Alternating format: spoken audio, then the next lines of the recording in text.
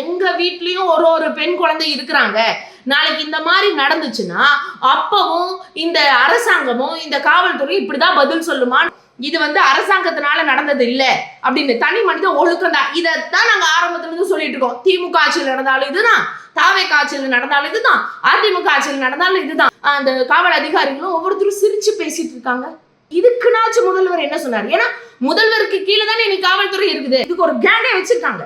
ஏன்னா அந்த எதிர்கட்சிக்கு அந்த உரிமை கூட கொடுக்க கூடாது, பேச்சுரிமை கூட இனிமேல் கொடுக்க கூடாது அப்படின்ற மாதிரி அப்படியே பயங்கரமா ஒரு மாஃபியா கேங் வச்சு ரிப்போர்ட் எடுக்கிறது. அந்த கீர்த்தனா மேடம் ஒரு பேட்டி கொடுத்திருக்காங்க பாருங்க. அப்பா, அவங்க தான் பிரச்சாரத்தும் போது அவ்வளோ ஒரு என்ன சொல்ற ஒரு ஆக்ரோஷமா, பெண்களுக்கு பாதுகாப்பு இல்லை, பெண்களை மதிக்க மாட்டேங்கிறாங்க, பெண்களுக்கு எந்த விதமான இதையும் கொடுக்க மாட்டேங்கிறாங்க, ப்ளீஸ் நானும் ஒரு பெண், இந்த விசில் சின்னத்தில் ஓட்டு போடுங்க, நான் எல்லாத்துக்கும் காவலா இருக்கேன்னு எல்லாம் பேசுனீங்களேம்மா, நீங்களா ஹிந்தி தான் பேசுவீங்க. சூலூர்ல இப்படி ஒரு பெண்ணுக்கு ஒரு பிரச்சனை நடந்துருச்சு, இதுக்கு என்ன பதில் சொல்றீங்கன்னு கேட்டா, இப்போ நாங்க அட்மினிஸ்ட்ரேஷன் பத்தி பேசுறோம், இதெல்லாம் 6 மணிக்கு மேல பேசலாம். ஏங்க உங்க கட்சியில இருக்கவங்க எல்லாம் 6 மணிக்கு மேலன்னு சொல்லிட்டு இருக்கீங்க?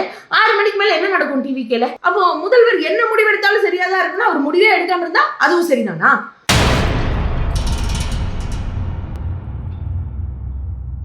உண்மையாலுமே ரொம்ப ஒரு கொடுமையான ஒரு சம்பவம் இன்னைக்கு தமிழ்நாட்டுல நடந்துட்டே இருக்கு. ஒரு சம்பவம் இல்லை, பல சம்பவங்கள் நடந்துட்டு இருக்கு. நாங்கள் ஆட்சி பொறுப்பெடுத்து 12 நாள் தான் ஆச்சு, நீங்கள் எங்களை இப்படி குறை சொல்கிறீங்களா, அப்படி குறை சொல்கிறீங்களா அப்படின்னு பேசக்கூடிய நீங்கள் ஏதாச்சும் ஒரு விஷயம் நடந்துட்டா மட்டும், இப்போ ஏதாச்சும் ஒரு ப்ராஜெக்ட் இண்டஸ்ட்ரியல் ரீதியாக அதெல்லாம் ஒன்றும் நடக்கவே இல்லை, அதுதான் விஷயம். ஆனால் அதெல்லாம் சைன் பண்ணால் மட்டும் இந்த அரசாங்கம் இவ்வளோ ஷார்ட் பீரியடில் இவ்வளோ பெரிய விஷயத்த சாதிச்சிடுச்சு அப்படின்னு சொல்லி ரீல்ஸ் போடுற அந்த குரூப்ஸ் எல்லாம் இருக்கு இல்லைங்களா? எங்கள் அண்ணன் இதை சாதிச்சிட்டாரு, எங்கள் அண்ணன் அதை சாதிச்சிட்டாரு. இப்போ உங்கள் அண்ணன் தான் இந்த விஷயத்துக்கு என்ன முடிவு பண்ணாருன்னு தெரியல அப்படிங்கிற ஒரு சிச்சுவேஷன்ல இன்னைக்கு தமிழ்நாட்டு மக்கள் எல்லாருமே கேள்வி எழுப்பக்கூடிய நிலைமையில ரொம்ப ஒரு என்ன சொல்றது ஒரு காட்டமான ஒரு சூழ்நிலையில தான் நம்ம நின்றுட்டு இருக்கோம் அப்படின்னு சொல்லணும். உண்மையா ரொம்ப கொந்தளிக்குதுங்க, ரொம்ப கஷ்டமா இருக்கு. ஏன் இதை நீங்க திருப்பி கேட்கலாம், ஏன் உங்க திமுக ஆட்சியில் இது நடக்கலையா, இல்ல அதிமுக ஆட்சியில் இது நடக்கலையா, அப்பெல்லாம் உங்களுக்கு கொந்தளிக்கலையா, அப்பெல்லாம் நீங்க எங்க போனீங்க அப்படின்னு கேட்டா எல்லா டைமும் பேசிட்டு தான் இருந்தோம்.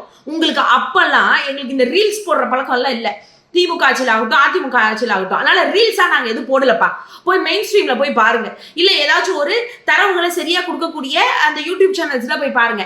எல்லாருமே எல்லாத்தையும் பேசிட்டே தான் இருக்கும், இங்க யாரும் எதுவும் பேசாமல்லாம் இல்லை. ஆனா இன்னைக்கு இந்த விஷயத்தை ஏன் இந்த அளவுக்கு வீரியமா எடுத்து பேசுறோம் அப்படின்னா, இதுக்கு அரசாங்கம் என்ன நடவடிக்கை எடுத்துச்சு, இன்னைக்கு அரசாங்கத்தினுடைய முன்னெடுப்பு எப்படி இருந்துச்சு. இன்னைக்கு இவ்வளவு பெரிய சம்பவம் நடந்திருக்கு கோயம்புத்தூர்ல, அதுவும் ஒரு 9 வயசு சிறுமி. யோசிச்சு பாருங்க, அந்த குழந்தைக்கு என்னங்க தெரியும்? இதை பத்தி பேசுனா அந்த குழந்தையோட தாயார குத்தம் சொல்லி இன்னைக்கு தாவேக்கு ஆதரவாளர் தான் நினைக்கிறேன் கண்டிப்பா. ஏன்னா ஒரு நார்மல் எந்த பொதுமக்களும் இந்த அளவுக்குலாம் மோசமா போட மாட்டாங்க. அந்த அந்த அம்மாவை பத்தின விஷயம் இதெல்லாம் தேடி கண்டுபிடிக்கிறதுக்கு இன்னைக்கு நீங்க தான் டீம் வச்சிருக்கீங்களா, இன்வெஸ்டிகேஷன் டீம் வச்சிருப்பீங்க, அதை தாண்டி தமிழ்நாடு காவல்துறை இருக்குன்னு சொல்றீங்க, அதை அப்புறம் பாத்துக்கலாம். அப்ப அதுக்குன்னு சொல்லி ஒரு குழந்தையினுடைய இறைப்ப, அதாவது அந்த குழந்தையை இந்த அளவுக்கு சித்திரவதை பண்ணி கொலை பண்ணியிருக்காங்க, அதை நியாயப்படுத்தணும்னு நினைக்கிறாங்களா? இல்ல எனக்கு புரியல. அதையும் ஒரு பெண்மணியே பேசி வீடியோ போட்டிருக்காங்க. இல்ல என்ன நினைச்சிட்டு இருக்கீங்க? ஒரு பிஞ்சு குழந்தைக்கு என்னங்க தெரியும்? இதைத்தானங்க நீங்க ஒரு மேனிஃபெஸ்டோவை எடுத்து இன்னைக்கு இருக்கக்கூடிய சிஎம் திரு விஜய் அவர்கள் இதுக்கு முன்னாடி தாவேகா கட்சியினுடைய தலைவரா இருக்கும்போது அவ்வளவு பில்டப் பண்ணி பேசுறீங்க. ஒரு பாத்ரூம் போன ஒரு குழந்தை, அது சரியா பாத்ரூம் போக முடியல, எப்படி இங்கெல்லாம் நம்ம சிரிக்க சொல்றீங்க, எப்படி நம்மள நிம்மதியை வாழ சொல்றீங்க? இங்க யாருக்குமே எந்த விதமான ஒரு பாதுகாப்பும் இல்லாம இருக்கு. இதுதான் செய்த அதிமுக அரசு. அப்ப பெண்களுக்கு பாதுகாப்பு இல்லை, நான் அதை செஞ்சிருவேன், நான் இதை செஞ்சிருவேன், நான் அப்படி பாதுகாப்பு கொடுப்பேன் அப்படின்லாம் பேசுனீங்களா? இப்ப இன்னைக்கு என்ன பாதுகாப்பு இங்க கிடைச்சிருக்கு சொல்லுங்க.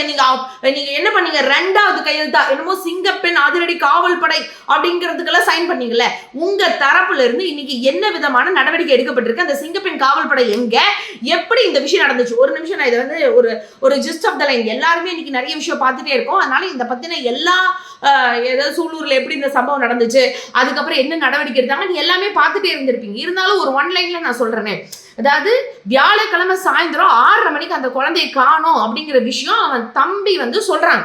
அந்த குழந்தையோட, அதாவது அந்த சிறுமியோட தம்பி சொல்றாங்க வீட்டுக்கு போய். அப்புறம் அவங்க அம்மா தெரிஞ்சுக்கிட்டதாகவும், அதுக்கப்புறமா 8 மணிக்கு அவங்க அம்மா அப்பா எல்லாருமே போய் காவல்துறையில கம்ப்ளைண்ட் கொடுத்ததாகவும் இது வரைக்கும் இந்த விஷயம் தான் இருக்கு. இதுல அந்த அம்மாவுக்கு தெரிஞ்சதா தெரியலையாங்கிற விஷயம் அங்கிருந்து இப்ப ரூமர்ஸா கிளம்பி வந்துட்டு இருக்கு. எது உண்மை எது பொய்ன்னு தெரியல. ஆனா அதை தாண்டி 8 மணிக்கு அந்த காவல்துறையில கம்ப்ளைண்ட் பதிவானது உண்மை அப்படிங்கிற விஷயத்தை இந்த காவல்துறை அதிகாரிகளும் அங்க ஊர்ஜிதப்படுத்துறாங்க. அதை தாண்டி பொதுமக்கள் எல்லாருமே இறங்கி ரோட்ல நின்று இருக்காங்க. இதுல எந்த அரசியல் காழ்ப்புணர்ச்சி இல்லை, எந்த அரசியலும் உள்ள உள்ள போய் பண்ணல, எந்த எதிர்கட்சியும் உள்ள போய் எந்த விதமான விஷயத்தையும் இங்க வந்து முன்னெடுக்கல. அங்க இருக்கக்கூடிய சுத்தி இருக்கக்கூடிய பொதுமக்களே அங்க அத்தனை பேரும் திரண்டு நிக்கிறாங்க. அதுல ஒரு பெண்மணி சொல்றாங்க, முன்னத்து நாள் நாங்கள் கம்ப்ளைண்ட் கொடுக்குறோம். கம்ப்ளைண்ட் கொடுத்ததுக்கு அப்புறம் அடுத்த நாள் காலையில சொல்றாங்க இல்ல பொண்ணு எங்ககிட்ட தான் இருக்கு, சேஃப்டியா இருக்குன்னு சொல்றாங்க. மத்தியானம் கூட சொல்றாங்க இல்ல பொண்ணு ரொம்ப சேஃப்டியா தான் இருக்கு, நீங்க எதை பத்தி நீங்க கவலைப்பட வேணாம், நாங்க பாத்துக்கிறோம், இதுல என்ன விஷயம்னு பின்புலத்தை கண்டுபிடிச்சிட்டு அதுக்கப்புறம் நாங்க உங்களுக்கு குழந்தைய கொடுக்குறோம்னு சொல்றாங்க காவல்துறை. அப்புறம் திடீர்னு சாயந்தரம் கூப்பிட்டு ஒரு சில பேர்த்த மட்டும் உள்ள கூப்பிட்டு இல்ல உங்க பெண் வந்து இந்த மாதிரி இறந்துட்டாங்க, இப்பதான் வந்து எங்களுக்கு பாடி கிடைச்சது, குற்றவாளியும் நாங்க கண்டுபிடிச்சோம்னு சொல்றாங்க. இது எப்படி சாத்தியம்? அப்ப காலையில இருந்து பொண்ணு நல்லா இருக்கு, உயிரோட இருக்கு, சேஃப்டியா இருக்குன்னு சொல்லி ஒரு 25-26 மணி நேரத்துக்கு அப்புறம் அந்த குழந்தை இறந்துருச்சுன்னு சொல்றாங்களே. அங்க இருந்த மக்கள் சொன்ன விஷயம் என்ன தெரியுமா? இது வந்து நாங்க காசுக்காகவோ இல்ல யாரையும் குறை சொல்லணும்னு பண்ணல, எங்க வீட்லயும் ஒரு பெண் குழந்தை இருக்கிறாங்க, நாளைக்கு இந்த மாதிரி நடந்துச்சுன்னா அப்பவும் இந்த அரசாங்கமும் இந்த காவல்துறையும் இப்படிதான் பதில் சொல்லுமான்ற கேள்வி ஒட்டி தான் எங்களுக்கு இந்த விஷயம் எழும்பியிருக்கு. இங்க இருக்கவங்க யாரும் காசுக்காகலாம் சேரல, கிட்டத்தட்ட ஒரு நாள் அவங்க சொல்ற கணக்கு பார்த்தா 2 நாள் முழுக்க நாங்க இங்கதான் இருக்கிறோம், இங்க முழுக்க இத்தனை பொதுமக்களும் இங்க கூடி உட்கார்ந்துட்டு இருக்கோம், இதுக்கு என்ன பதில் சொல்றீங்கன்னு அங்க இருக்கிற பெண்களே வாயை திறந்து கேட்கிறாங்க. அதுக்கு மேல இன்னொரு பெண்மணி கேட்கிறாங்க, நீங்க வந்து இப்ப வந்து ஒரு காவல்துறை அதிகாரி அவங்க வந்து பேசுறாங்க, இல்லம்மா நாங்க பிடிச்சிட்டோம், எங்களுக்கு கொஞ்சம் டைம் கொடுங்க, நாங்க அந்த வந்து அந்த குற்றவாளிக்கு ஒரு தீர்வு வாங்கி கொடுக்குறோம் அப்படின்னு சொல்லும் போது அங்க இருந்த பெண்மணி கேட்கிறாங்க, என்னங்க நாங்களாம் நேத்துல இருந்து அந்த பெண்ணை காணலன்னு கம்ப்ளைண்ட் கொடுத்து இங்க உட்கார்ந்துட்டு இருக்கோம், போலீஸ்காரங்க என்ன நடவடிக்கை எடுக்கிறாங்கன்னு எங்களுக்கு முழுசா வந்து சொல்லவும் மாட்டேங்கிறாங்க, இப்ப திடீர்னு நீங்க வந்து 4 மணி நேரத்துல நாங்க அதாவது 4 மணி நேரத்துக்கு முன்னாடி கண்டுபிடிச்சிட்டோம்னு நீங்க சொல்றீங்க, அப்ப 4 மணி நேரமா அந்த குற்றவாளி கிட்ட என்ன நீங்க விசாரிச்சீங்க, அந்த குற்றவாளிங்க என்ன சொன்னாங்க அதை எங்களுக்கு சொல்லுங்க, இல்லைன்னா நீங்க தான் சொன்னீங்கல்ல இன்னைக்கு இருக்க அரசாங்கம் சொல்லுச்சுல ஆட்சி மாற்றம் வந்துச்சுன்னா அவங்க எல்லாத்தையும் மாத்திடுவோம்னு சொல்லி, அப்போ இன்னைக்கு இருக்கக்கூடிய அந்த குற்றவாளிக்கு எதுக்கு நீங்க வந்து இவ்வளவு பாதுகாப்பு கொடுத்து வச்சிருக்கீங்க, அவங்க கிட்ட என்ன விசாரணை வேண்டி இருக்கு, அவங்கள வந்து ஒரு பயங்கரமான என்ன தண்டனை கொடுக்க போறீங்கன்னு சொல்லுங்க, இல்லைன்னா என்கவுண்டர் பண்ணுங்க அப்படின்னு பொதுமக்கள் கேட்கிறாங்க. உண்மையாலுமே பொதுமக்களுக்கு அந்த புரிதல் அந்த கோபத்துல அவங்க பேசுறாங்க, அதை நாங்க ஒத்துக்கிறோம். ஆனா அவங்க இந்த அளவுக்கு சொல்ற அளவுக்கு ஒரு பில்டப்ப அதாவது முதலமைச்சர் ஆகிறதுக்கு முன்னாடி திரு விஜய் அவர்கள் பேசியிருக்காரு அவரோட பரப்புரையில, நான் வந்தனா அப்படி பண்ணிடுவேன், நான் வந்தா பெண்கள் பாதுகாப்புக்கும் குழந்தை பாதுகாப்புக்கும் தான் முக்கியத்துவம் கொடுப்பேன், ஒரு குழந்தைக்கு இனிமேல் இப்படி நடக்காதுன்னு சொன்னாங்க. இன்ன தேதிக்கு நான் சொல்றது போய் நான் இருக்கிற எத்தனை அதாவது என்ன சொல்றது விஜய் அவர்களுடைய ரசிகர்களா இருக்கலாம், இல்லைன்னா டிவிக்கு தொண்டர்களா இருக்கலாம், எல்லாரும் போய் செக் பண்ணி பாருங்க. இந்த 12 நாள்ல 50க்கும் மேற்பட்ட படுகொலைகள் நடக்கப்பட்டிருக்கு, அதாவது 20க்கும் மேற்பட்ட பாலியல் வழக்கு இன்னைக்கு இருக்கு, ஒவ்வொரு இடத்துலயும் அழுதுட்டு இருக்காங்க, ஒவ்வொரு அம்மாக்களும் தான் பெத்த குழந்தைங்களுக்கு பிரச்சனைன்னு சொல்லி அவ்வளோ இது பண்ணிட்டு இருக்காங்க. என்னங்க நடந்துச்சு புதுக்கோட்டையில யோசிச்சு பாருங்க. வாய் பேச முடியாத காது கேட்காத ஒரு பெண்மணி வேலை முடிச்சுட்டு வந்தவங்கள அந்த அளவுக்கு பண்ணியிருக்காங்க. இன்னைக்கு புதுக்கோட்டையில போராட்டம் நடந்துட்டு இருக்கு, அந்த கைவர்களுக்கு என்ன ஒரு குற்றப்பத்திரிகை நடந்துச்சு, அவங்களுக்கு என்ன விதமான ஆக்ஷன் எடுத்தாங்க எதுவுமே சொல்லல. இப்போ இன்னைக்கு இந்த சூலூர் கேஸ்ல அதே தான் நடக்குது. அந்த உறவினர்கள்லாம் வாங்க மாட்டேன்னு சொல்றாங்க. சரி, அந்த பெண்ணினுடைய அந்த குழந்தையினுடைய அம்மாவை ஏதோ தவறு சொல்றாங்க, அவங்க சித்தி பேட்டி கொடுக்குறாங்க, என் புள்ள எப்படி இருந்துச்சு தெரியுங்களா, அந்த கல் எடுத்து அப்படியே மூஞ்சி ஃபுல்லா அடிச்சு கழுத்தை திருப்பி, ஐயோ என் குழந்தைய பார்க்க முடியலைங்க, எங்க பிள்ளை இந்த அளவுக்கா சிதைச்சிருப்பாங்க, ஏங்க இப்படி எல்லாம் நடந்துச்சுன்னு அவங்க அவ்வளவு கேட்கிறாங்க. அதுக்கு மேல கேட்கிறாங்க, எங்க சிஎம் சார் ஒரு அறிக்கை கொடுக்க மாட்டாரா, இல்ல எங்களை நம்பிக்கை தர்ற மாதிரி இவங்களுக்கு ஒரு தக்க தண்டனை கொடுக்க முடியும், இல்ல இந்த மாதிரி நான் தண்டனை தருவேன் ஏங்க அவர் சந்திச்சு சொல்ல மாட்டேங்கிறாரு, ஏன் எங்களுக்கு ஒரு ஆறுதல் கூட பேச மாட்டேங்கிறாரு, அப்போ இதெல்லாம் நாங்க எந்த தரத்துல நாங்க எடுத்துட்டு போய் நிறுத்துறதுன்னு அவங்க சித்தி பேட்டி கொடுத்துருக்காங்களே. அப்ப இதெல்லாம் யாரும் பார்க்கலையா? அவங்க உறவினர்கள் கத்துறாங்களே, நீங்க மாற்றம் கொடுத்துருவீங்கன்னு சொல்லி தானே உங்களுக்கு எல்லாம் நாங்க ஓட்டு போட்டு வர வச்சோம், இப்ப என்ன மாற்றம் கிடைச்சிருக்கு, எந்த மாதிரியான விஷயத்தை நீங்க செயல்படுத்திருக்கீங்க, இதே விளாத்திக்குளம் விஷயத்துக்கு தானங்க. விளாத்திக்குளம் யாருமே மறந்துருக்க மாட்டோம், கிட்டத்தட்ட ஒரு 4 மாசத்துக்கு முன்னாடி தூத்துக்குடியில விளாத்திக்குளத்துல தான் ஒரு பெண்ணு, அது 12th படிக்கிற மாணவி, இந்த மாதிரி ரெஸ்ட் ரூம் போகும்போது இந்த மாதிரி ஒரு பிரச்சனை நடந்துச்சு, அந்த குழந்தை பிரச்சனையாச்சுன்னு சொல்லும் போது அந்த இடத்துல எத்தனை மக்கள் எவ்வளவு கொந்தளிச்சாங்க, அத்தனை மக்கள் அவ்வளவு ஊரே திரண்டு நின்றுட்டு இருந்த போது கூடி எம்பி மேடம் கனிமொழி மேடம் அவர்கள் அந்த இடத்துல போய் நின்னாங்க. அதை தாண்டி அன்னைக்கு அமைச்சரா இருந்த இன்னைக்கு நீங்க சொல்றீங்களே பெண்கள் எங்களுடைய அதாவது எங்க அமைச்சரவை தான் பெண்கள் அதிகமா இருக்காங்க, எங்க அமைச்சரவை எங்களோட ஆட்சியில தான் தாவேக ஆட்சியில தான் பெண்களுக்கு அதிகமான முக்கியத்துவம்னு எந்த பெண் அமைச்சரும் பெண் எம்எல்ஏவும் எந்த உருப்படியான பேட்டி எதுவும் கொடுக்கல. ஆனா அன்னைக்கு விளாத்திக்குள்ள சம்பவத்துல எம்பி கனிமொழி மேடம் அந்த இடத்துல போய் நின்னாங்க. அதுக்கு அடுத்தது உடனடியா அமைச்சர் கீதா ஜீவன் அவர்கள் போய் நின்று பேசினாங்க. அங்க அத்தனை பேர் எதிர்த்து வந்த போது அவங்களை எல்லாம் சமாதானப்படுத்தி பொதுமக்களினுடைய அந்த ஆதங்கம் இருக்கலாம், அதை சரி பண்ணிடுறோம், எப்படியாச்சும் இந்த சம்பவத்துக்கு நாங்க உடனடியா ஒரு தனிப்படை அமைச்சு அதுவும் 7 பிரிவுல தனிப்படை அமைச்சு இதை நாங்க கண்டுபிடிச்சு கொடுக்குறோம் அப்படின்னு சொல்லி அன்னைக்கு எம்பி மேடம் சொன்னாங்க. அன்னைக்கு எல்லாரும் பழி சொன்னீங்க, திமுக அரசு மேல பழி சொன்னீங்க, அங்க இருந்த அமைச்சர் மேல பழி சொன்னீங்க, அங்க இருந்த எம்பி மேல பழி சொன்னீங்க. இன்னைக்கு யார் இதை பொறுப்பெடுத்துக்கிறார்? ஏன்னா கோயம்புத்தூர்ல இன்னைக்கு 2 அமைச்சர் இருக்காங்க, கிட்டத்தட்ட 6 தாவேக எம்எல்ஏக்கள் மட்டும் 6 எம்எல்ஏக்கள் இருக்காங்க கோயம்புத்தூர் மாவட்டத்தில். எத்தனை பேர் அங்க போய் நின்னாங்க? சூலூர்ல இந்த மாதிரி ஒரு சம்பவம் நடந்த போது நைட்டு 8-9 மணிக்குள்ள அங்க இருக்கிற அத்தனை மக்களும் கூட்டிட்டாங்க. அங்க இருந்த எம்எல்ஏ சுகுமார் அவர்கள் நைட்டு 12 மணிக்கு தான் அங்க போயிருக்காரு. போனது மட்டும் இல்லாம அப்படியே பயங்கர பந்தாவான பேட்டி, அது எல்லாமே சமூக வலைதளத்துல இருக்கு, எல்லாரும் பாருங்க. நாங்க எங்களுடைய அதாவது டிவிக்கு ஆட்சி அப்படிங்கிறது இந்தியாவுக்கே ஒரு திருப்பு முனையை கொடுக்கறது, அந்த அளவுக்கு தண்டனையை கொடுக்கக்கூடிய ஒரு ஆட்சியா தான் எங்களோடது இருக்கு. அதனால நீங்களாம் ஒன்றும் கவலைப்படாதீங்க, ஆனா எங்களுக்கு டைம் வேணும், காவல்துறை இதெல்லாம் கண்டுபிடிக்கிறதுக்கு எங்களுக்கு டைம் வேணும், டைம் கொடுங்கன்னு சொன்னா அங்க இருந்த பொதுமக்கள் எல்லாம் கொந்தளிச்சதை பார்த்துட்டு அதுக்கப்புறம் அவர் பொறுமையா பேசிட்டு போறாரு.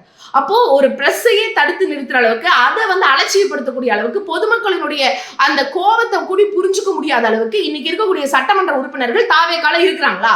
அதுக்கு பதில் சொல்லணும்ல. இதெல்லாமே சொல்லாம அதை தாண்டி சிஎம் சார் என்ன பண்றாருங்க, நான் ஒத்துக்கிறோம் இது அரசாங்கத்தினால நடந்தது இல்ல அப்படின்னு, தனி மனித ஒழுக்கம் தான், இதைத்தான் நாங்க ஆரம்பத்துல இருந்து சொல்லிட்டு இருக்கோம். திமுக ஆட்சியில் நடந்தாலும் இதுதான், தாவேக ஆட்சியில் நடந்தாலும் இதுதான், அதிமுக ஆட்சியில் நடந்தாலும் இதுதான்.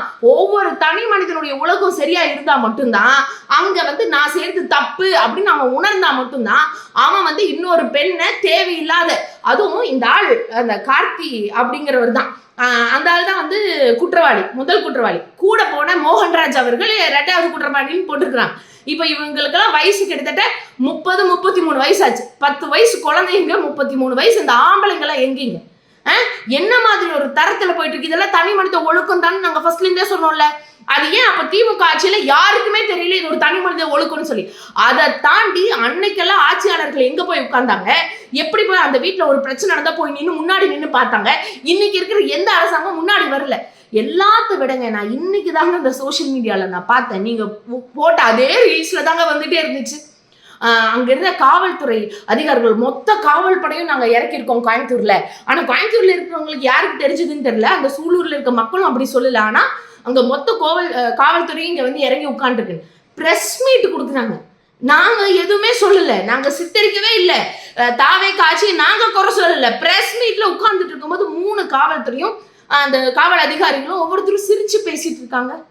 இது இன்னைக்கு சமூக வலைதளத்துல பரவிட்டு இருக்கு. இதுக்குனாச்சும் முதல்வர் என்ன சொன்னார்? ஏன்னா முதல்வருக்கு கீழே தானே இன்னைக்கு காவல்துறை இருக்குது, முதல்வருக்கு கீழே தானே பெண்கள் மற்றும் குழந்தைகள் பாதுகாப்புத்துறை இருக்கு. உங்களுக்கு கீழே தான் எல்லாத்தையும் நான் கொண்டு வருவேன், எல்லாம் என் கஸ்டடியில் வச்சுப்பேன். கிட்டத்தட்ட 7-8 துறையை வச்சிருக்கீங்களே சிஎம் சார், இன்னைக்கு சொல்லணும்ல. சிஎம் அங்கிள் நாங்க கேட்கலாமா? உண்மையாங்க எங்களுக்கு இந்த மாதிரி எல்லாம் அது எப்படி சொல்றது, அந்த இந்த நேரத்துல திருப்பி கொடுக்கணும், அது என்ன நீ செஞ்சதுக்கு நான் ரிவெஞ்ச், இதெல்லாம் தோணவே இல்லைங்க. அந்த குழந்தைங்கள, அந்த குழந்தையோட பேரண்ட்ஸ், அதை தாண்டி எங்க சொந்தக்காரங்க எல்லாம் கும்பிடும் போது எப்படி இருக்குன்னா, நம்ம வீட்லயும் நம்ம ஒரு புள்ள வச்சிருக்கோம்ல, நம்ம குழந்தையும் நாளைக்கு இந்த ரோட்ல நடக்கணும், இந்த மாதிரி ஏதாவது பிரச்சனை வந்துச்சுன்னா அன்னைக்கும் இந்த அரசாங்கம் இவ்வளோ அலட்சியமா தான் இருக்குமா அப்படின்னு தோணுது. ஏன்னா 2 அமைச்சர்கள் இன்னைக்கு கோயம்புத்தூர் மாவட்டத்துக்கு நியமனம் பண்ணியிருக்காங்க. 2 அமைச்சர்ல யார் பேட்டி கொடுத்தா? அதுல வந்தாரு கோவை வடக்குல இப்ப புதுசா அமைச்சராகிறாரு, அவர் என்ன பேசுறதுன்னே தெரியாம பேசுறாருங்க. அப்படிதான் ஒரு பதில் இருக்குமா? அவ்வளோ ஒரு மெத்தனமா? உங்க வீட்டுல எல்லாரும் நடந்தா இப்படிதான் இருப்பீங்களா? அப்பெல்லாம் உங்களுக்கு கொந்தளிக்காதா? உங்களுக்கு ரத்தம் கொதிக்காதா? என்னமோ பயங்கரமா பேசும்போது மட்டும் பேசுறீங்க. எனக்கு அவ்வளவு மோசமா ஒரு இது. இந்த எல்லாத்த விட இன்னொரு விஷயம் என்ன தெரியுமா? அதுல முக்கியமா சொல்லப்பட்ட ஒரு விஷயம், அந்த குழந்தை விழுந்துச்சுன்னு சொன்னாங்க இல்லையா, அந்த சூலூர் கண்ணம்பாளையம் அந்த கிணறு, அந்த கிணறுக்கும் அந்த போலீஸ் ஸ்டேஷனுக்கும் 2க்கும் இடப்பட்ட தூரம் 1.5 கிலோமீட்டர் தானா. அதாவது அந்த கூட தப்பு செஞ்ச அந்த ஒரு ஆள் கூடையே தான் சுத்திட்டு இருந்திருக்கான். சரி, அது அந்த குழந்தையோட பெற்றோர்களுக்கோ இல்ல கூட தெரிஞ்சவங்களுக்கோ தெரியல. அந்த தம்பி சொல்றான்ல, இந்த மாமா தான் ஏதோ கூட்டிட்டு போன மாதிரி இருந்துச்சு, இவங்களோட தான் வண்டியில ஏறி போனாங்க, நான் பார்த்தேன்னு சொல்றான்ல. அப்படி சொல்லும் போது ஏன் அங்க இருந்த காவலாளர்களுக்கு அவரை கூப்பிட்டு விசாரிக்கணும்னு தோணல? அந்த குற்றவாளிகளை கூப்பிட்டு ஏன் இப்படி நடந்துச்சு, ஏன் இந்த சின்ன பையன் இப்படி சொல்றான்னு ஏங்க கேட்கணும்னு தோணல? ஏங்க இது கூட யோசிக்க மாட்டீங்களா? எல்லாரும் சொல்றீங்க நீங்க ஏங்க ஒரு கட்சிக்கு நீங்க உண்மையா ஆதரவு கொடுக்குறீங்கன்னா ஒரு கட்சி தப்பு செஞ்சாலும் தப்புன்னு சொல்லணும். அதை சொல்லாம இன்னைக்கு நாங்க ஓட்டு போட்டுட்டோம் அப்படின்றதுக்காக இன்னைக்கு நிறைய பேர் 12 நாள் இப்படி நடந்துச்சு, அப்ப திமுக ஆட்சியில் நடக்கலையா, இதுக்கு முன்னாடி இருந்த ஆட்சியில் நடக்கலையா, ஒரு வீடு புதுசா வீட்டுக்கு குடி போறோம்னா சில குற்றம் குறைகள் இருக்குதான் செய்யும், அதெல்லாம் களை எடுத்தாதானே நாங்க போய் சரியா உட்கார முடியும். ஏன் இன்னைக்கு கல்வி சிறந்த தமிழ்நாடுங்கும் போது உங்களுக்கு கஷ்டம் தோணலையா? அதை தாண்டி இன்னைக்கு தொழில்துறையில முதன்மை மாநிலம் தமிழ்நாடா இருந்துச்சுங்கும் போது உங்களுக்கு தப்பா தெரியலையா? அதை நீங்க எடுத்து கொண்டாடுறீங்க. இன்னைக்கு சுகாதாரத்துறையில் தமிழ்நாடு ரொம்ப சிறப்பா இருக்குன்னு சொல்லி இன்னைக்கு இருக்கிற அதே சுகாதாரத்துறை அமைச்சர் சொல்றாரு. இதெல்லாம் யாரு கட்டமைப்பு பண்ணுவிச்சா? அப்ப இங்க இருக்கிற இந்த ஒரு பாலியல் ரீதியான பிரச்சனை, பெண்களுக்கு பாதுகாப்பின்மை அப்படின்னு சொல்றது, இது அரசாங்கம் மட்டும் முன்னெடுத்தா பத்தாது. அதை தாண்டி இங்க இருக்கக்கூடிய ஒரு தனி மனிதனும் அவங்களுடைய அந்த சுய ஒழுக்கத்தை பின்பற்றணும்னு ஏன் சொல்லாம போன டைம் அந்த அளவுக்கு பரப்புரை பண்ணீங்க? சரி, நீங்க பரப்புரை பண்ணீங்க, எல்லாம் சரி, நீங்க எல்லாத்தையும் மாத்தி இருக்கணும்ல, நீங்க எல்லாத்தையும் சரி பண்ணிருக்கணும்ல. இன்னைக்கு சிஎம் சார் ஏன் ஒரு அறிக்கை கூடி விடாம ஏங்க பிரஸ் மீட்டை சந்திக்கிறதுக்கு அவ்வளவு பயப்படுறாரு? அவர் பிரஸ் மீட்டை சந்திச்சு சொல்லணுமா இல்லையா? அப்ப அதை கூட செய்ய மாட்டாருன்னா என்ன அர்த்தம்? இதை விட கொடுமை என்ன தெரியுங்களா? இன்னைக்கு இந்த மாதிரி ஒரு விஷயம் நடந்துட்டு இருக்குன்னு வியாழக்கிழமை இது வருது. இந்த டிவிகே தொண்டர்கள் அவங்க ரசிகர்கள் யார் யாரோ சொல்றாங்க, இல்லைன்னா அந்த ரூட் மாஃபியா கேங்கான்னு தெரியல.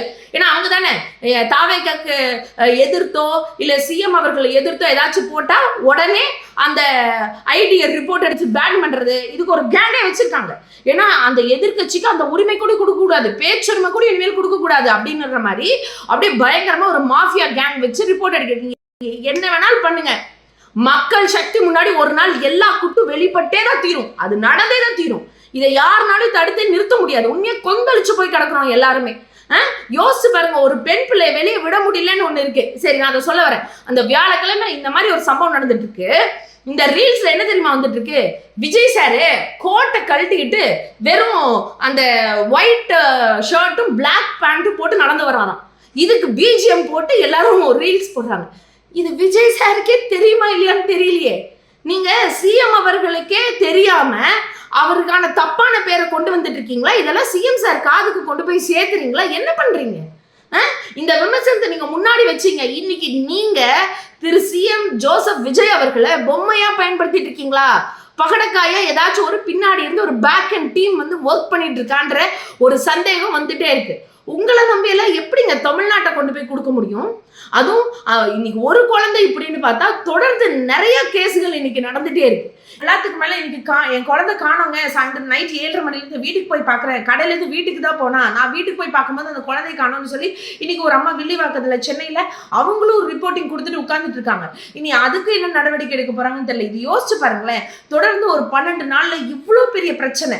சரி, நீங்க ஆட்சி ஏற்று 12 நாள் தான் ஆச்சு அப்படின்றதுக்காக இந்த சட்ட ஒழுங்குகளை இவ்வளவு சீர்கேடா போனா கூட தமிழ்நாட்டில் இருக்கக்கூடிய மக்கள் எந்த கேள்வியும் கேட்காம இருக்கணுமா? எதிர்கட்சி வாய் திறக்க கூடாதா? அப்படிங்கிற ஒரு நிலைப்பாட்டை இன்னைக்கு கொண்டு வந்திருக்கா இந்த டிவிகே அரசு அப்படிங்கிறத நம்ம பார்க்கணும். இன்னைக்கு எல்லாத்தையும் எங்க அண்ணன் சாதிச்சிருவார், எல்லாமே சரியாக்கிடுவார். ஏன் இந்த திமுக நடக்கலையா, அதிமுக நடக்கலையான்னு கேள்வி கேட்கிற எத்தனையோ பேருக்கு நான் சொல்றேன். அதெல்லாம் சரியில்லைன்ற பொய் பிம்பத்தை கட்டமைச்சுட்டு தான் நீங்க இங்க வந்தீங்க.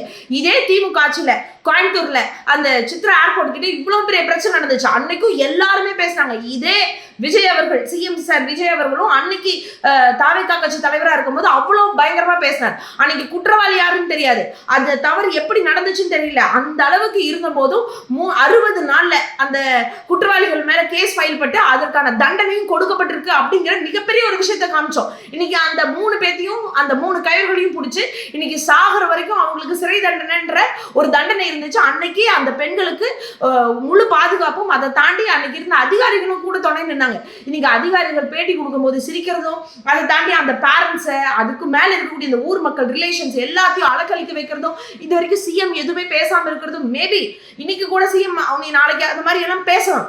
ஆனா பேசினா மட்டும் அவங்களுக்கு எல்லாம் நியாயமும் கிடைச்சிருமா? ஏன் இவ்வளோ டிலே ஆச்சு? அங்க என்ன பிரச்சனை நடந்துச்சு? இதுக்கெல்லாம் யாரு முடிவு சொல்ல போறா? அப்போ ஒவ்வொரு டைம் இந்த மாதிரி பிரச்சனை நடந்து ஏதாச்சும் பேசி சமாளிக்கலாம் அப்படிங்கறத நீங்க கொண்டு வரணும்னு நினைச்ச மாற்றமா?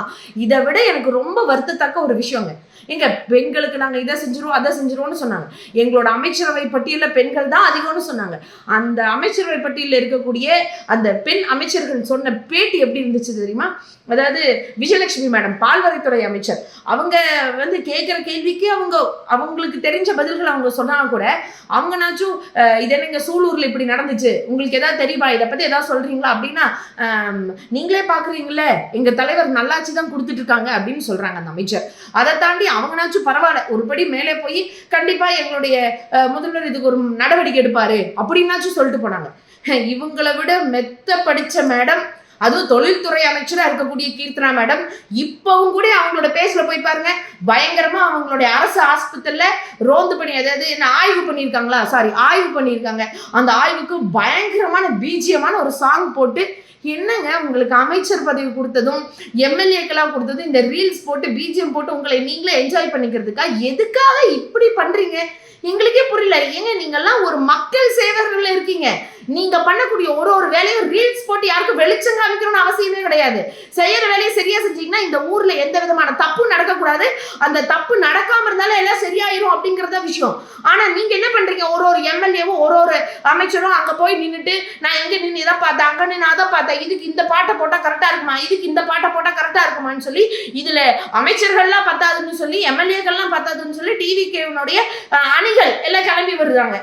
மருத்துவமனை, மாணவரணி, இல்ல உனி ஐபி விங்கு, உனி காவல்துறை அணின்னு ஒண்ணு இல்ல, அதையும் போட்டுட்டு அவங்களே வந்து எல்லா வேலையும் செஞ்சிருவாங்களாட்டு இருக்கு. இந்த ஊர்ல என்ன நடக்குதுன்னே தெரியல. என்னமோ எல்லாரும் ஆளாளுக்கு கையில தடி எடுத்துட்டு நான் தான் செய்யும்னு சொல்ற மாதிரி இருக்கு அப்படின்னு தோணுது. இதுல முக்கியமா அந்த கீர்த்தனா மேடம் ஒரு பேட்டி கொடுத்திருக்காங்க பாருங்க. அப்பா, அவங்க தான் பிரச்சாரத்தும் போது அவ்வளோ ஒரு என்ன சொல்ற ஒரு ஆக்ரோஷமா அந்த வீடியோவே இன்னைக்கு வைரல்ல போயிட்டு தான் இருக்கு. பெண்களுக்கு பாதுகாப்பு இல்லை, பெண்களை மதிக்க மாட்டேங்கிறாங்க, பெண்களுக்கு எந்த விதமான இதையும் கொடுக்க மாட்டேங்கிறாங்க, ப்ளீஸ் நானும் ஒரு பெண், இந்த விசில் சின்னத்தில் ஓட்டு போடுங்க, நான் எல்லாத்துக்கும் காவலா இருக்கேன்னு எல்லாம் பேசுனீங்களேம்மா. நீங்களா ஹிந்தி தான் பேசுவீங்க, இல்ல தெலுங்கு பேசுவீங்க. ஆனா அந்த டைம் உங்க உணர்ச்சி பொங்க தாய்மொழி தமிழ்ல கதர்னீங்களே, பேசுனீங்களே, உங்களுடைய பேச்ச நம்பி அத்தனை மக்கள் ஓட்டு போட்டு உங்களை உட்கார வச்சாங்களே. இன்னைக்கு கெத்தா வந்து அப்படி பிரஸ் முன்னாடி அப்படியே பாவலாவா நின்றுட்டு, அமைச்சர் தான், அமைச்சராகவே இருந்தாலும் அமைச்சருக்குன்னு ஒரு மாண்பு வேணாமா? என்ன சொல்றாங்க அங்க கேக்குறாங்க, சூலூர்ல இப்படி ஒரு பெண்ணுக்கு ஒரு பிரச்சனை நடந்துருச்சு, இதுக்கு என்ன பதில் சொல்றீங்கன்னு கேட்டா, இப்போ நாங்க வந்து அட்மினிஸ்ட்ரேஷன் பத்தி பேசுறோம், இதெல்லாம் 6 மணிக்கு மேல பேசலாம். ஏங்க உங்க கட்சியில இருக்கவங்க எல்லாரும் 6 மணிக்கு மேலன்னு சொல்லிட்டு இருக்கீங்க? 6 மணிக்கு மேல என்ன நடக்கும் டிவிக்கேல? எங்களுக்கு தெரியல. எல்லாரும் 6 மணிக்கு மேல பாலிடிக்ஸ்னா 6 மணிக்கு மேல பேசலாம், 6 மணிக்கு மேல பேசலாம், 6 மணிக்கு மேலதான் பாலிடிக்ஸ் நீங்க பேசுவீங்களா? அதுக்கு முன்னாடி எதுவும் பேச மாட்டீங்களா? அதுக்கு மேல அந்த மேடம் என்ன சொல்லியிருக்காங்க, எங்க தளபதி என்ன முடிவு எடுத்தாலும் அது சரியாதான் இருக்கும். அப்போ முதல்வர் என்ன முடிவெடுத்தாலும் சரியாதான் இருக்குன்னா அவர் முடிவே எடுக்காம இருந்தா அதுவும் சரிதானா? அப்படிதான் சொல்ல வராங்களா அமைச்சர் கீர்த்தனா அவர்கள்? இல்ல, எனக்கு எதுவுமே புரியலைங்க. இன்னைக்கு நாடு எப்படி போயிட்டு இருக்கு? ஏன் ஒரு பெண் அமைச்சர்களா இருந்து கூட இதுக்கு குரல் கொடுக்க தயங்குறாங்க? இந்த கீர்த்தனா மேடம் எல்லாம் வந்து ஒரு யங்ஸ்டரு, ஒரு பெண்களுக்காக இவங்க ஒரு விவாத மேடையில பேசும்போது என்ன சொன்னாங்க, அப்படியே பெண்களுக்கு நாங்க கேட்கறது எங்களுக்கான ஃப்ரீ பீஸ் எல்லாம் கிடையாது, நாங்க அதெல்லாம் எதிர்பார்த்து இல்லை, எங்களுக்கு தேவை ஜாபு, செக்யூரிட்டி, சேஃப்டி அப்படின்லாம் சொன்னாங்க, டிக்னிட்டின்லாம் சொன்னாங்க. இன்னைக்கு உங்களுக்கு டிக்னிட்டி தமிழ்நாட்டில் இருக்க உங்களுக்கு கிடைச்சிருக்கு மேடம். அது தமிழ்நாட்டு மக்கள் உங்களுக்கு கொடுத்தது. திரும்ப சொல்றோம் நாங்க. நீங்களும் உங்களோட திறமைக்கு இங்க இருக்கிற அமைச்சர்கள், எம்எல்ஏக்கள் யாரும் வந்து உங்களுடைய முகத்துக்கோ உங்களுடைய தனிப்பட்ட திறமைக்கோ கொடுக்கல. இங்க கொடுக்கப்பட்டது இன்னைக்கு தமிழ்நாட்டில் இருக்கக்கூடிய பெரும்பான்மையான மக்கள் வந்து அவங்களாம் யோசிச்சிருக்காங்க, ஓ விஜய் அவர்கள் வந்தா ஒரு மாற்றம் வரும், இது விஜய் அவர்களுடைய மூஞ்சிக்கும் அவங்களுடைய ரசிகர்கள் உங்களுக்கு கொடுத்ததுதான், தமிழ்நாட்டு மக்கள் உங்களுக்கு கொடுத்ததுதான். அதை விட்டுட்டு இங்க வந்து நின்றுட்டு அப்படியே பயங்கர பந்தாவா பேசுறதும், ஒரு சாதாரணமா ஒரு மெத்தனை சிரிக்கிறதும், தயவு செஞ்சு இதெல்லாம் சரியே கிடையாதுங்க. உங்க வீட்டு பெண்களுக்கு இப்படி நடந்ததுதான் நீங்க செஞ்சிருப்பீங்களா?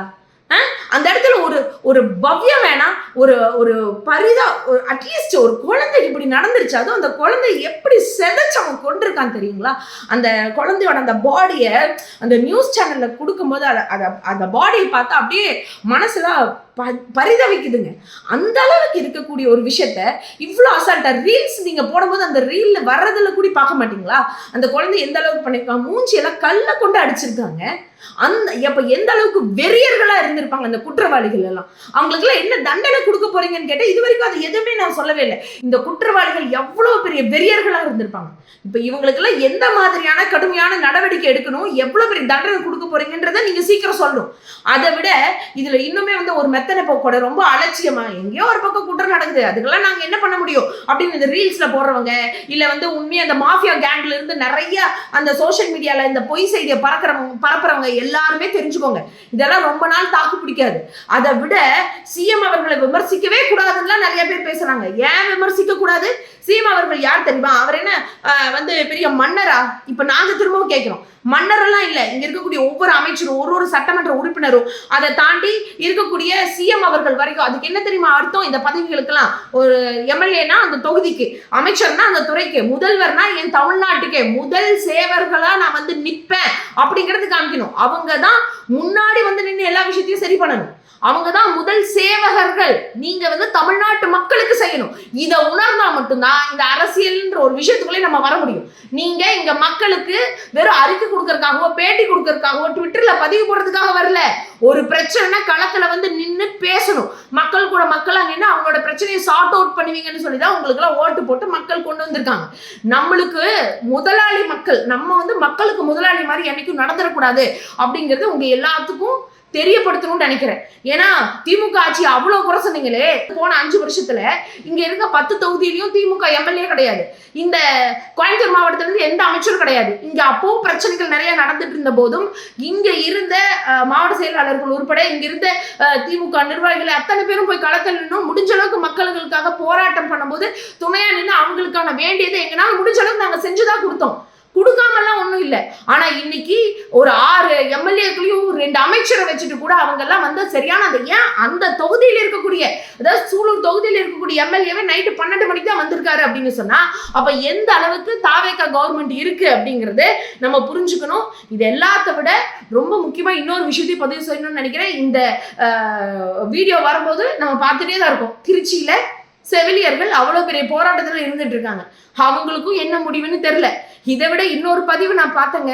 அதாவது ஒரு தனியார் மருத்துவமனையில ஏதோ கை ஃப்ராக்சர்னு சொல்லி ஒருத்தர் அட்மிஷன் பண்ணியிருக்காங்க. அவங்களுக்கு என்ன குறைபாடு நடந்துச்சு என்னன்னு தெரியல. ஆனா அந்த நபர் போனவர் இறந்துட்டார், மாரடைப்புனால இறந்துட்டாருன்னு சொல்றாங்க.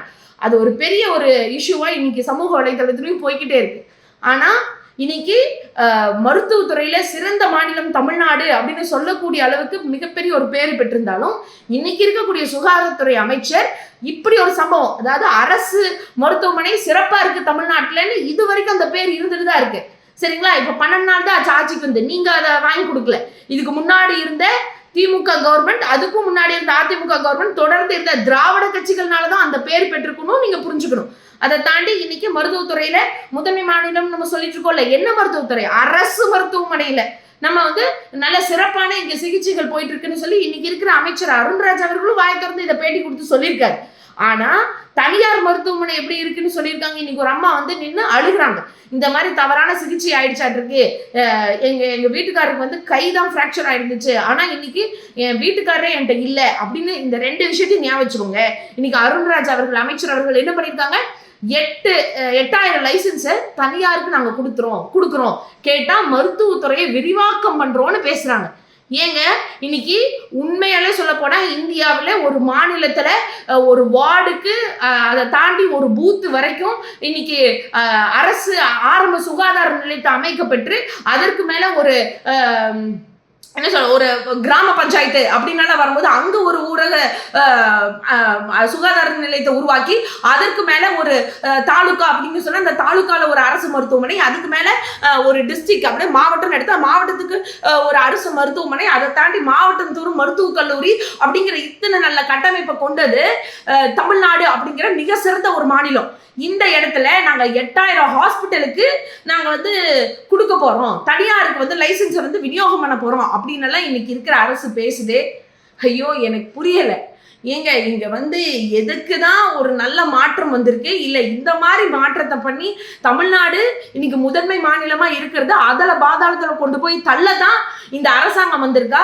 இந்த மாதிரி ஒரு என்ன சொல்றது ஒரு மோசமான மாற்றத்தை கொடுக்கறதுக்காக தான் இந்த அரசு பொறுப்பேற்றிருக்கா அப்படிங்கிறதெல்லாம் தெரியல. உண்மையாலுமே இந்த கோவை மாணவிக்கு, அதுவும் இந்த அந்த 10 வயசு குழந்தைக்கு நடந்த ஒரு சம்பவம்லாம் ரொம்ப ரொம்ப மனசை வந்து பதபதைக்க வைக்கிற சம்பவம். ஒரு ஒரு பெண் பிள்ளையை வச்சிருக்கிற ஒரு ஒரு பெற்றோர்களும் இதை யோசிப்பாங்க. இதுக்கு இந்த அரசு என்ன முடிவு எடுக்க போகுது அப்படிங்கிறத நம்ம பொறுத்துதான் இருந்து பார்க்கணும்னு நினைக்கிறேன். இங்கெல்லாம் வந்து உடனே அப்படியே இந்த சினிமாவில் வர மாதிரி அப்படியே ஆக்ஷன், அடுத்த நிமிஷம் ரியாக்ஷன், அப்படியெல்லாம் ஒன்றும் இல்லைங்க. நீங்கள் எவ்வளோ வேணாலும் அழுங்க, எவ்வளோ வேணாலும் புலம்புங்க, நாங்கள் வர டைம் தான் வந்து எடுப்போம் அப்படிங்கிற இந்த மெத்தனால என்னைக்கு மாறும்? இந்த ஏமாற்றத்தை ஏன் கொடுத்தீங்க அப்படின்னு சொல்லி கூடிய விரைவில் மக்கள், தமிழ்நாட்டு மக்கள் எல்லாரும் பார்த்து இந்த அரசாங்கத்தை கேள்வி எழுப்பதான் போறாங்க. அந்த நாள் ரொம்ப தூரத்தில் இல்லை. நான் திரும்பவும் சொல்றேன், இந்த சோசியல் மீடியா மூலமா மட்டும் ஆட்சி நடத்திடலாம்னு நினைக்கிறீங்க. இந்த ரூட் மாஃபியா, இந்த வாய்ஸ் ஆஃப் காமன், இந்த மாதிரியான அமைச்சர் ஆதவ அர்ஜுனா சார்லாம் இங்க வந்து நின்றுருந்துருக்கலாம். உண்மையாலுமே நான் வந்து ரொம்ப கீழிருந்து வந்தவர், ஒவ்வொரு மக்களினுடைய கஷ்டம் என்னன்னு எனக்கு தெரியும், ஒவ்வொரு வீட்டினுடைய கஷ்டம் எனக்கு என்ன தெரியும், நான் ஒன்றும் மகுடத்திலிருந்து வந்தவர் இல்லை அப்படின்னு சொல்லக்கூடிய ஆதவ அர்ஜுனா சார்லாம் ஒரு மணி நேரம் தாங்க. சென்னையில ஃபிளைட் ஏறினா கோயம்புத்தூர்ல வந்து இறங்குறதுக்கு 1 மணி நேரம் தான். டக்கு நாங்க வந்து நின்று கூடி பார்த்துருந்துருக்கலாம். இல்லைன்னா இந்த டிவி கட்சியினுடைய பொதுச் செயலாளர் புஷியானந்த் சார் கூட வந்து பார்த்துருக்கலாம். யாருமே வரல. அப்ப யார் எப்படி போனா பரவாயில்ல, நாங்க எங்களுக்கு தேவையானது ரீல்ஸ் போடுவோம், அதுக்கு ஒரு 3 லட்சம் 4 லட்சம் பேர்த்த நான் வேலைக்கு போட்டு உட்கார வச்சிருக்கேன் இந்த மாதிரியான மீடியாக்கள்ல. அதனால யார் நல்ல விஷயம் சொன்னா கூட எதிர்கட்சி சொல்லக்கூடிய எந்த விமர்சனமும் சோசியல் மீடியாவில் வராத அளவுக்கு நாங்கள் பாதுகாத்துக்குவோம். அது ரிப்போர்ட் அடிச்சு அவங்கள எல்லாம் தூக்கிடுவோம். எப்படியோ மிச்சம் கொஞ்சம் நெஞ்சு இருக்கிறவங்களாம் எங்கள் தலைவர் இங்கே நின்னாரு, இங்கே நடந்தாரு, துண்டு போட்டாரு, துண்டு எடுத்தாரு, சாப்பாடு கொண்டு வந்தாரு, சாப்பிட்டாரு, தனி காய் வாயில போனாரு, அப்புறம் அங்கே வேலை செய்யறவங்களை எல்லாம் சீக்கிரம் வர சொன்னாரு, இந்த மாதிரி ஏதாச்சும் சொன்னா அதுவே நம்பிடுவோம். அப்படியும் மேல நீங்க ஒரு பரப்புரையை பண்ணீங்கன்னா, ஏன் உங்க ஆட்சியில் இது நடக்கலையா, உங்க ஆட்சியில் அது நடக்கலையா, நீங்க தான் அதிகமா கடன் வாங்குனீங்க, நீங்க தான் அதிகமா குற்றம் பண்ணீங்க, திமுக தான் இது காரணம், திமுக ஒரு தீய சக்தி, அந்த மாதிரியான அப்பப்ப இருக்கக்கூடிய அந்த மாஸ் டயலாக்க போட்டுடலான்னு மட்டும் நினைச்சிட்டு இருக்காதீங்க. மாசா சேர்ந்து தமிழ்நாட்டு மக்கள் உங்களுக்கு எல்லாம் திருப்பி கொடுக்க வேண்டிய நாள் ரொம்ப தூரத்தில் இருக்காதுன்னு நினைக்கிறேன். ஏன் இவ்வளவு விஷயம் சொல்றேன்னா, இன்னைக்கு இவ்வளோ பிரச்சனைகள் இன்னைக்கு இங்க நடந்துட்டு இருக்கு. நாங்களா எதையும் எடுத்து பேசணும்னு அவசியம் இல்லை. இன்னைக்கு நீங்க பண்ண அதே சோசியல் மீடியா உங்களுக்கு மிகப்பெரிய ஒரு ஆயுதமாகவும் மாறக்கூடிய காலம் வெகு தூரத்தில் இல்லை. அது நடந்துதான் தீரும். கண்டிப்பா இந்த கோவை மாணவிக்கு நடந்த இந்த சம்பவம் அதுக்கு ஒரு தரமான ஒரு என்ன சொல்றது, அந்த குற்றவாளிகள்லாம் மிக கொடுமையான அளவுல தண்டிக்கக்கூடிய அளவுக்கு ஒரு தீர்ப்பை இந்த தாவேக அரசு பெற்று கொடுத்தே ஆகணும்.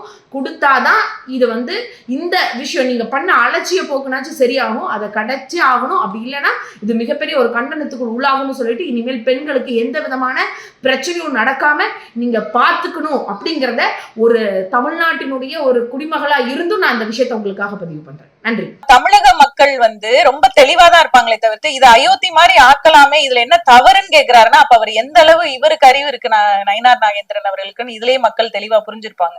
அப்ப நீங்க என்ன சொல்ல வரீங்க? நேரடியா நாங்க அப்படிதான் பண்ணுவோம், நாங்க பிஜேபியை உள்ள நுழைக்கிறதுக்கு RSS மூலமா எல்லா காரியங்களையும் நாங்க இதெல்லாம் வந்து ஒரு சின்ன விஷயங்கள் அப்படியே குட்டி குட்டியா அரிச்சு அப்படியே பெரிய பூதாகரமா ஆக்கி அதுல ஒரு சந்தோஷப்படுறதுதான் பிஜேபியோட நோக்கம். என்னன்னா தமிழக மக்களுடைய நிம்மதியை கெடுக்கும்.